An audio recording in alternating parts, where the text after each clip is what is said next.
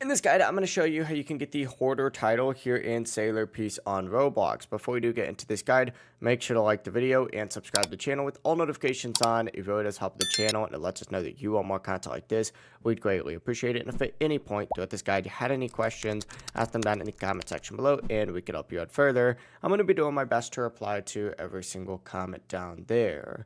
Now, first things first, go ahead and select inventory and then go to titles to open up the titles menu. And you just scroll down on here and what you're looking for is Hoarder. Now, Hoarder gives you, 20% XP boost, 30% money boost, and 25% gem boost. It is pretty good.